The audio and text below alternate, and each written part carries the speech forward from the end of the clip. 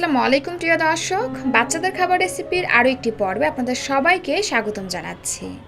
আমার আজকের আয়োজনে বাচ্চাদের জন্য সকাল, দুপুর ও রাতের খুবই পুষ্টিকর, স্বাস্থ্যকর ও মজাদার 3টি খাবারের রেসিপি আপনাদের সাথে শেয়ার করব। এই খাবার 3টি আপনারা তৈরি করে 10 মাস থেকে 5 বছর বয়সী বাচ্চাদেরকে সকালে, দুপুরে এবং রাতের প্রধান খাবার হিসেবে দিতে পারবেন।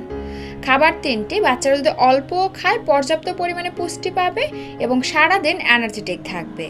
তো এখানে আর কথা না বাড়িয়ে চলে যাব মূল আয়োজনে, কিন্তু তার আগে ভিডিওটি ভালো লাগলে প্লিজ একটি লাইক দিবেন এবং বাচ্চাদের নিত্য নতুন পুষ্টিকর খাবারের রেসিপি পেতে আমার চ্যানেলটি সাবস্ক্রাইব করে বন্ধু হয়ে পাশে থাকবেন। তো প্রথমেই চলে যাচ্ছি বাচ্চার সকালের নাস্তার রেসিপিতে। তো এজন্য দেখুন আমি এরকমের সাইজের এক টুকরো মিষ্টি আলু নিয়েছি। আলুর খোসাটাকে ফেলে দিয়ে একটা ছুরির সাহায্যে এভাবে ছোট আর পাতলা পাতলা করে কেটে নিচ্ছি। সেই সাথে নিচ্ছি এখান থেকে অর্ধেকটা গাজর, কম অর্ধেকটা নিয়ে নিচ্ছি এবং গাজরটাকেও সেম একইভাবে পাতলা আর ছোট ছোট করে কেটে নিচ্ছি। আর আমি আগেই কিন্তু গাজর আর মিষ্টি আলুটাকে খুব ভালোভাবে ধুয়ে নিয়েছি। সেই সাথে এখানে 4টি বাদাম দিয়ে দিচ্ছি এবং এগুলোকে সিদ্ধ করে নেব। এজন্য দিয়ে দিলাম 1 কাপ পরিমাণে নর্মাল বিশুদ্ধ খাবার পানি। চুলার আঁচ মিডিয়াম আঁচে রেখে এগুলোকে ভালো করে সিদ্ধ করে নিচ্ছি। 5 থেকে 7 মিনিট পরে দেখবেন এগুলো খুব সুন্দরভাবে সিদ্ধ হয়ে গেছে এবং পানিটা শুকিয়ে আসছে। এই পর্যায়ে আমরা চুলাটা অফ করে দিব এবং খুব ভালোভাবে এগুলোকে ঠান্ডা করে নেব।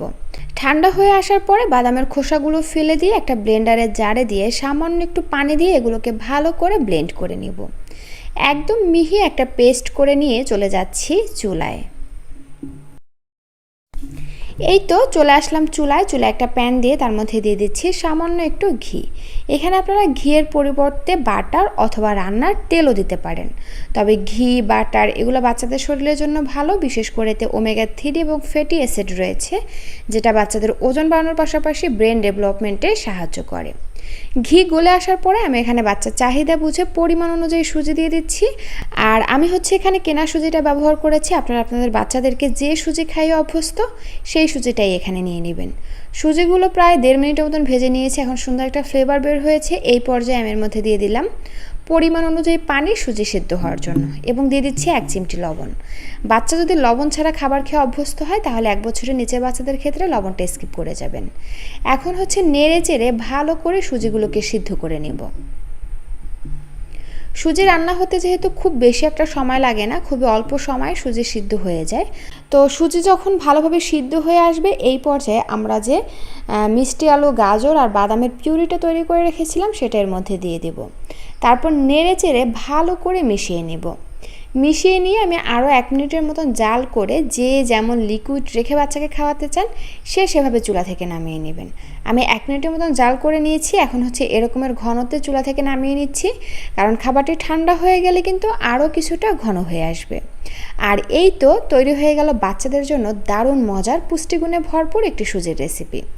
বাচ্চাকে খাওয়ানোর আগে আমি এর মধ্যে সামান্য কিছুটা চিয়া সিড দিয়ে দিচ্ছি। চিয়া সিড কিন্তু বাচ্চাদের জন্য অনেক পুষ্টিকর একটি খাবার, তাই অবশ্যই এটা দেওয়ার চেষ্টা করবেন।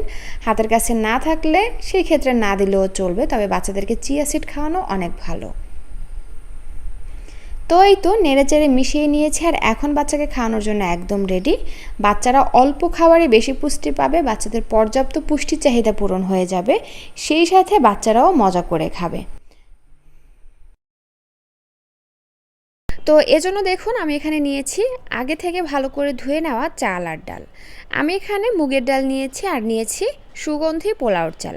খাবারের ভিন্নতা আনার জন্য এবং সুন্দর একটা ফ্লেভারের জন্য আমি এখানে সুগন্ধি পোলাওর চালটা নিয়েছি। আপনারা চাইলে রেগুলার ভাতের চালও নিতে পারেন। এবার এখানে নিয়েছি সবজি হিসেবে নিয়েছি আলু, গাজর আর পেঁপে। পেঁপেটা এ কারণে দিয়েছি এতে করে খাবারটা হালকা মিষ্টি হবে এবং বাচ্চারা পছন্দ করবে। আর সেই সাথে গাজরটা দেওয়ার কারণে খাবারটি একটু কালারফুল হবে। তো যাই হোক, এই তো এছাড়া প্রতিটি সবজির মধ্যেই কিন্তু আলাদা আলাদা পুষ্টি রয়েছে। তো যাই হোক, এরপরে চাল, ডাল এবং সবজি সিদ্ধ হওয়ার জন্য দিয়ে দিচ্ছি পর্যাপ্ত পরিমাণে পানি। পানির পরিমাণটা এমনভাবে দিতে হবে যাতে সব কিছু খুব ভালোভাবে সিদ্ধ হতে পারে সেটা বুঝে। এখন দিয়ে দিচ্ছি স্বাদ অনুযায়ী লবণ। 1 বছরের নিচের বাচ্চাদের ক্ষেত্রে আপনারা এখানে লবণটা স্কিপ করে যাবেন, কারণ 1 বছরের নিচের বাচ্চাদের শরীরের জন্য লবণ চিনি ক্ষতিকারক। আর 1 বছরের নিচের বাচ্চাদের কিডনি লিভার অপরিপক্ক অবস্থায় থাকে, তো এই সময় অতিরিক্ত লবণ চিনি তাদের শরীরের জন্য ক্ষতিকারক প্রভাব ফেলতে পারে। এছাড়া আমরা কিন্তু এখানে গাজর এবং পেঁপে ব্যবহার করেছি, যেটা কিন্তু খাবারটি ন্যাচারাল উপায়ে হালকা একটু মিষ্টি করে দেবে এবং বাচ্চারা মজা করে খাবে। তো যাই হোক, এখন হচ্ছে চুলার আঁচ মিডিয়াম আঁচে রেখে এগুলোকে ভালো করে সিদ্ধ করে নিচ্ছি।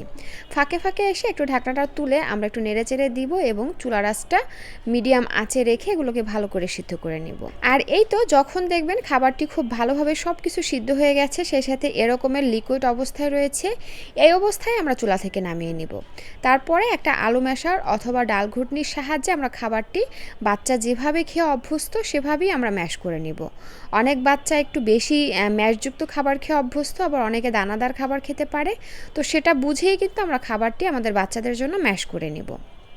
তবে কেউ ব্লেন্ডারে দিয়ে এগুলোকে ব্লেন্ড করবেন না, কারণ ব্লেন্ডারের খাবার খেয়ে বাচ্চারা একবার অভ্যস্ত হয়ে গেলে তারা দানাদারযুক্ত খাবার খেতে চায় না।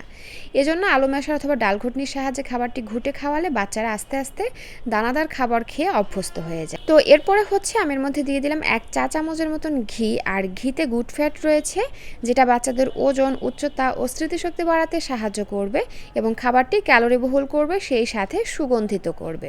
তো যাই হোক, এভাবে আপনারা হালকা কুসুম গরম অবস্থায় বাচ্চাকে সকালের নাস্তায়, দুপুরে কিংবা রাতের ভারী খাবার হিসাবে দিতে পারবেন। আর এই খাবারটি কিন্তু আপনারা 7 মাস থেকে যে কোনো বয়সী বাচ্চাদেরকে খাওয়াতে পারবেন। প্রথমেই আমি এখানে নিয়ে নিচ্ছি সাবুদানা। সাবুদানাগুলোকে নর্মাল পানি দিয়ে ভালো করে ধুয়ে নিয়েছি, তারপরে আমি এগুলোকে প্রায় 1 ঘন্টার মতন ভিজিয়ে রেখেছি। পারফেক্টভাবে সাবুদানা রান্না করতে চাইলে সাবুদানাগুলো ভিজিয়ে রাখা কিন্তু খুবই জরুরি, আর এই কথাটা আমি প্রতিটা ভিডিওতে বলি, বিশেষ করে সাবুদানার রেসিপিগুলোতে। তো যাই হোক, এই যে দেখুন সাবুদানাগুলো কিন্তু খুব ভালোভাবে ভিজে গেছে। তো যাই হোক, এখন হচ্ছে আমি এর মধ্যে ধুয়ে রাখা চিরা দিয়ে দিচ্ছি। জাস্ট চিরাগুলোকে ভালো করে ধুয়ে নিয়েছি, এটা ভিজিয়ে রাখার কিন্তু কোনো প্রয়োজন নেই। আর আমি এখানে সাদা চিরা নিয়েছি, আপনারা চাইলে কিন্তু লাল চিরাও নিতে পারেন। সাদা চিরার তুলনায় লাল চিরায় কিন্তু পুষ্টিগুণ বেশি থাকে। তো যাই হোক, এরপরে হচ্ছে আমি এখানে 2 কাপ পরিমাণে লিকুইড গরুর দুধ দিয়ে দিচ্ছি। যে সকল বাচ্চারা গরুর দুধ খায় না তাদের ক্ষেত্রে এখানে গরুর দুধের পরিবর্তে নর্মাল বিশুদ্ধ খাবার পানি দিয়ে খাবারটি রান্না করবেন। স্বাদের জন্য 1 চিমটি লবণ দিয়ে দিলাম।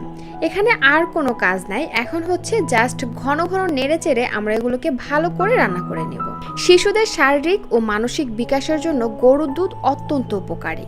এতে রয়েছে calcium, protein, vitamin B, vitamin D. এটি হাড় ও দাঁত শক্তিশালী করে, পেশি গঠনে সাহায্য করে, রোগ প্রতিরোধ ক্ষমতা বাড়ায়, মস্তিষ্কের বিকাশে কাজ করে। এছাড়া বাচ্চাদের দ্রুত ওজন বৃদ্ধিতেও সাহায্য করে।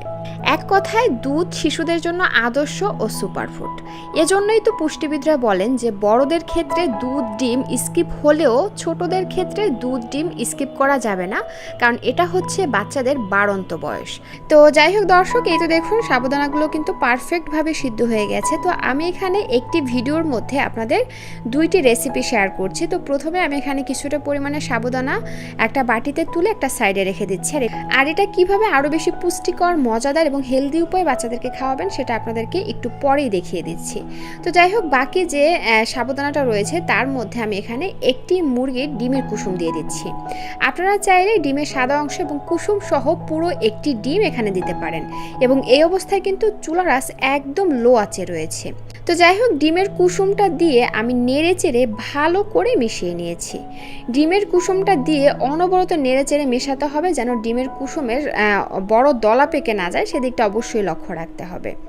তো যাই হোক, এই তো ভালো করে মিশিয়ে নিয়েছি। এবার এর মধ্যে আমি স্বাদের জন্য দিয়ে দিব 1 চা চামচের মতন চিনি। আপনারা এখানে চিনির পরিবর্তে তাল মিশ্রি, খেজুরের গুড় ইত্যাদি ব্যবহার করতে পারেন মিষ্টি স্বাদের জন্য। কারণ বাচ্চাদের খাবার শুধু পুষ্টিকর হলেই হবে না, পুষ্টিকরের পাশাপাশি বাচ্চাদের খাবার মজাদারও হতে হবে। কারণ মজাদার না হলে কিন্তু আপনার, আমার, বাচ্চা কেউই খেতে চাইবে না। আমরা বড়রাও কিন্তু খাবার মজা না হলে খেতে পারি না। তো যাই হোক, এই তো চিনি দিয়ে আমি ভালো করে মিশিয়ে নিয়ে চুলার আঁচ একদম লো আঁচে রেখে আমি এগুলোকে আরও 1 থেকে 1.5 মিনিটের মতন ফুটিয়ে নিচ্ছি। আর ফুটিয়ে নেওয়া হয়ে গেলে এরকমের ঘনত্বেই আমরা চুলা থেকে নামিয়ে নেব এবং ঠান্ডা করে বাচ্চাকে খাইয়ে দেব। এবার চলে যাচ্ছি আমরা দ্বিতীয় ধাপে। আর এই যে দেখুন দর্শক, আমরা যে সাবুদানাটা তুলে রেখেছিলাম বাটিতে, সেটা কিন্তু এই যে এখন ঠান্ডা হয়ে যাওয়ার পর অনেকটা ঘনত্বে চলে এসেছে। এই পর্যায়ে আমি এখানে আম দিয়ে দিচ্ছি। এখন যেহেতু আমের সিজন আর বাজারে প্রচুর আম পাওয়া যায়, তো আমি এখানে ছোট সাইজের একটি আম একটা কাঁটা চামচের সাহায্যে ম্যাশ করে তারপরে এই যে ভালোভাবে ম্যাশ করে নিয়েছি। এখন হচ্ছে এই খাবারের মধ্যে দিয়ে ভালো করে নেড়েচেড়ে মিশিয়ে নেব। যখন আমের সিজন না থাকবে তখন কিন্তু আপনারা এখানে আমের পরিবর্তে পাকা কলা ম্যাশ করে এই খাবারের মধ্যে মিশিয়ে নিতে পারেন। আম কলা এই দুইটাই কিন্তু অনেক বেশি পুষ্টিকর একটি ফল এবং মজাদার একটি ফল। তো এইভাবে কিন্তু বাচ্চাদের খাবার পুষ্টিকর এবং মজাদার করে বাচ্চাদেরকে খাওয়াতে পারেন। বাচ্চাদের খাবার যদি খেতে মজা হয় তাহলে কিন্তু বাচ্চারা পেট ভরে খায়, আর পেট ভরে যখন আপনার বাচ্চা খাবারটি খাবে তখন কিন্তু আপনার বাচ্চার দ্রুত ওজনটা বাড়বে। আর এই খাবার দুটি তৈরি করে আপনারা কিন্তু বাচ্চাদেরকে সকালে, দুপুরে কিংবা রাতের ভারী খাবার হিসাবে দিতে পারবেন।